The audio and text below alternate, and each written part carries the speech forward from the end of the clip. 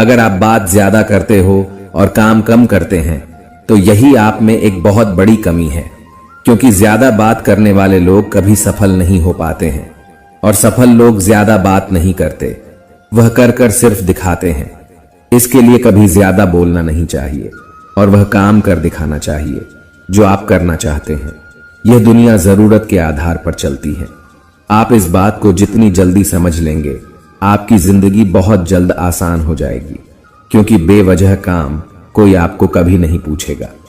आज का कर्तव्य निभाओ और आज के समस्याओं से लड़ो।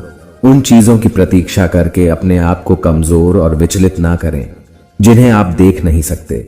उनके बारे में सोचकर अपने भविष्य खराब ना करें। आप जैसा कर्म करेंगे, फल आपको उस हिसाब से मिलेगा।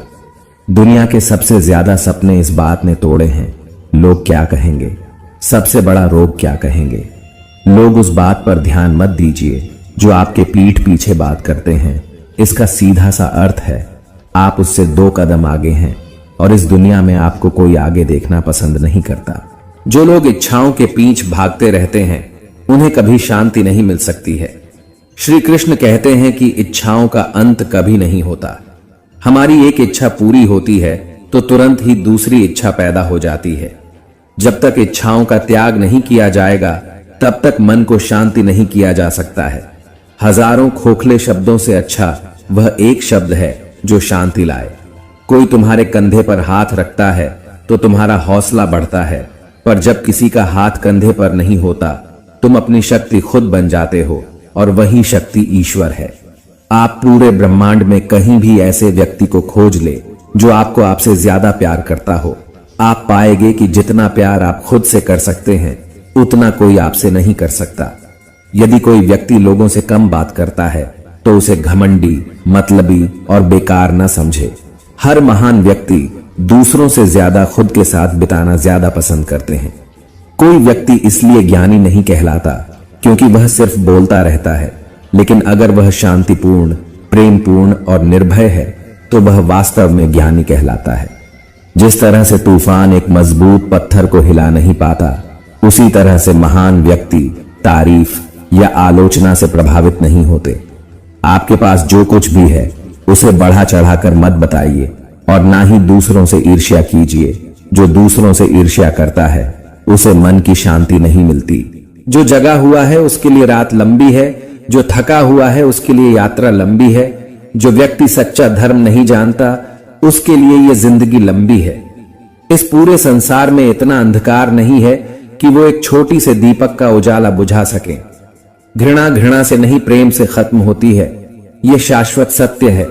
जुनून जैसी कोई आग नहीं है, नफरत जैसा कोई दरिंदा नहीं है, मूर्खता जैसी कोई जाल नहीं है, लालच जैसी कोई धार नहीं है।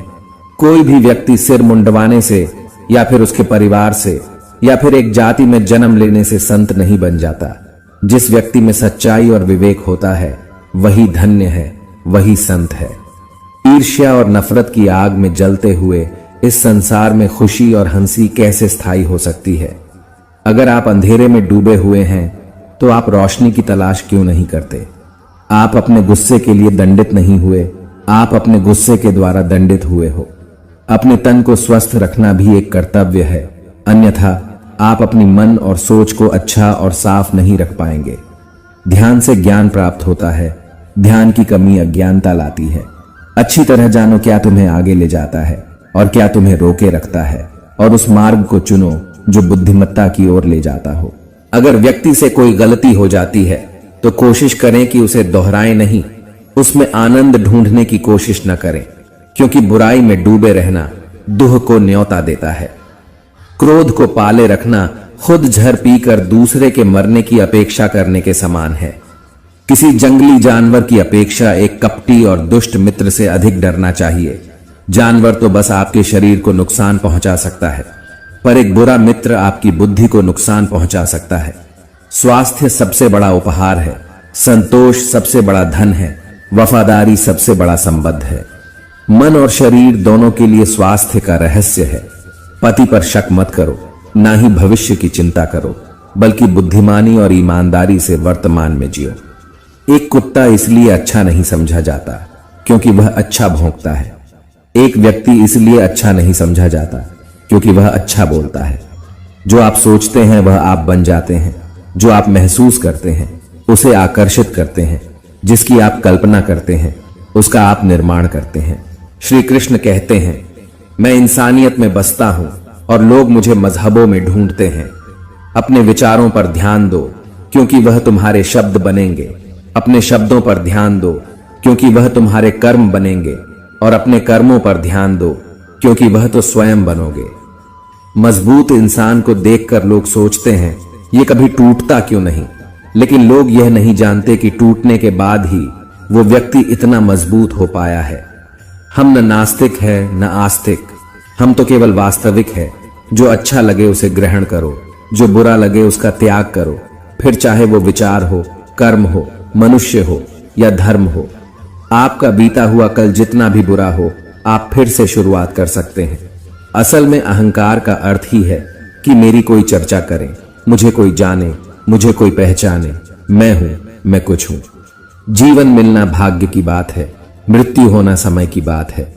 पर मृत्यु के बाद भी लोगों के दिलों में जीवित रहना यह कर्मों की बात है। हजारों लड़ाइयां जीतने से बेहतर है कि आप खुद को जीत लें। फिर वो जीत आपकी होगी जिसे कोई आपसे नहीं छीन सकता, ना कोई देवदूत और ना कोई राक्षस। वह जो 50 लोगों से प्रेम करता है उसे 50 संकट हैं। वह जो किसी से प्रेम नहीं करता उसके एक भी संकट नहीं है।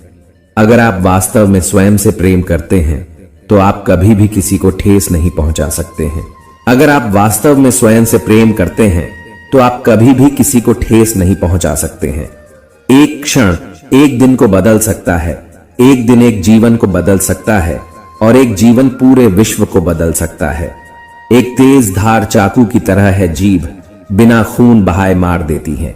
सभी प्राणियों के लिए दया भाव रखें, चाहे वह अमीर हो या गरीब। सबकी अपनी अपनी पीड़ा है। कुछ बहुत अधिक भुगतते हैं और कुछ बहुत कम। पवित्रता अपने आप पर निर्भर करती है। कोई भी दूसरा आपको पवित्र नहीं कर सकता है। पहले अपने आप पर विजय प्राप्त करें। दूसरों को कुछ भी साबित करने से पहले खुद को साबित करें।